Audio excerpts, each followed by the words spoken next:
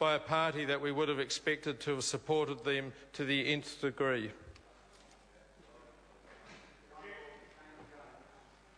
I, sir, stand to support my colleague, focusing our attention on the title of this bill.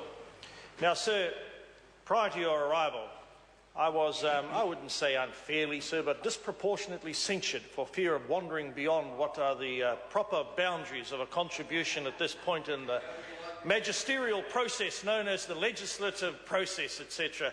But, sir, when we look at the word restructuring, there's three things I want to say in all seriousness. I don't think, sir, that we were ignorant of the fact that there are challenges. There are challenges in relation to access to capital, managing capital, and in the year of the perfect storm, a lot of what we were told, sir, we had to trust in the integrity of what the officials reassured us was accurate, and, sir, quite frankly, what a lot of the senior members of the industry were telling us. We then, sir, delved into whether or not there were other alternatives to overcome the capital challenge that no one less august than Sir Henry van der Heyden told us, and may he do well for the iwi of Tainui. He's certainly done well for himself. But, sir, that's another matter. So we aren't ignorant of the fact, and I'd say to the Minister, we're not. But we remain and will always remain either suspicious or deeply troubled with the tension that exists between, sir, in this restructuring, producer capital and investor capital. And, sir, even at the late stage of this debate, it is a worthwhile, sir, and it is a legitimate concern to continue airing. Now, sir, the Minister has all the power and authority, and he represents a party that enjoys enough support in the House, I would think, to usher this bill through.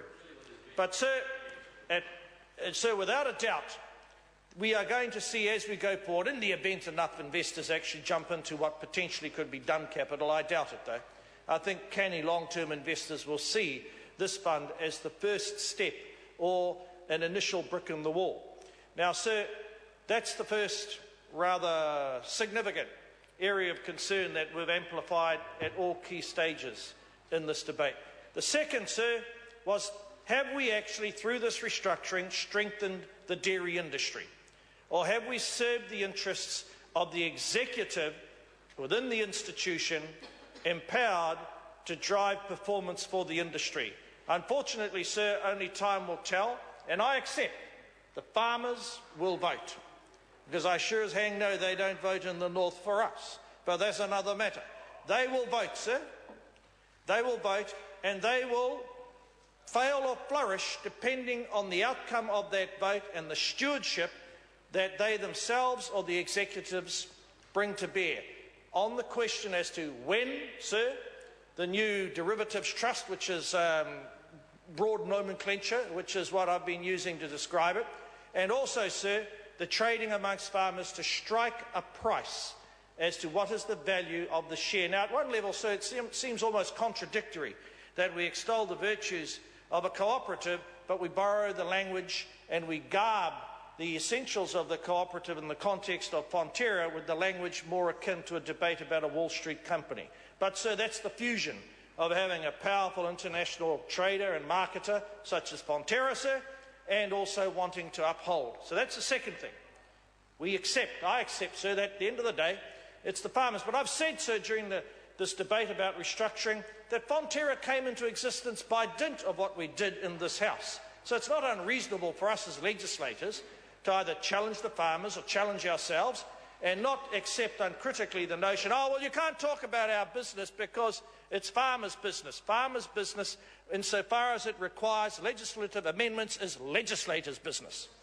And any farmer, sir, who thinks that that's not accurate or who seeks to deprecate us as legislators playing our rightful role, I hope I meet them in a future guise when I am a minister with some level of influence over their affairs.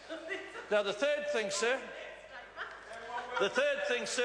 is that at the end of the day, the price of milk and whether or not the minnows, Miraka, Open Country and others, sir, whether or not they'll be able to afford to buy the milk from Fonterra, the minister's had an opportunity to allow Tūroro Flavel's amendment, but, sir, he swiped it aside, just as else he swiped aside my senior colleague, Damien O'Connor. So that's the nature of this contribution about the title of the bill, sir. Jones.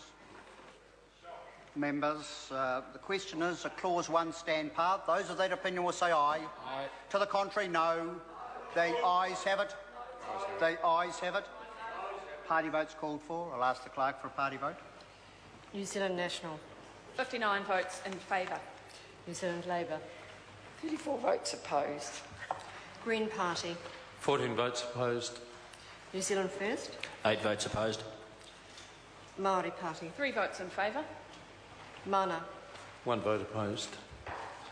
ACT New Zealand. 1 vote in favour. United Future. 1 vote in favour.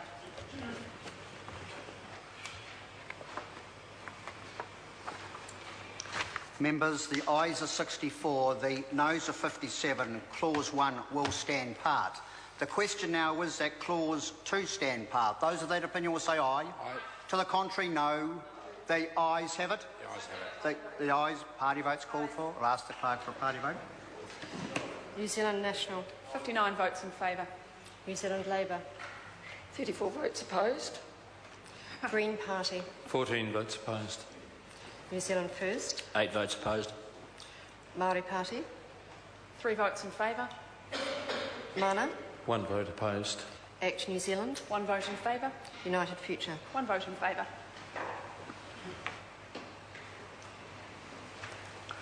Members, the ayes are 64, the noes are 57. Clause 2 will stand part.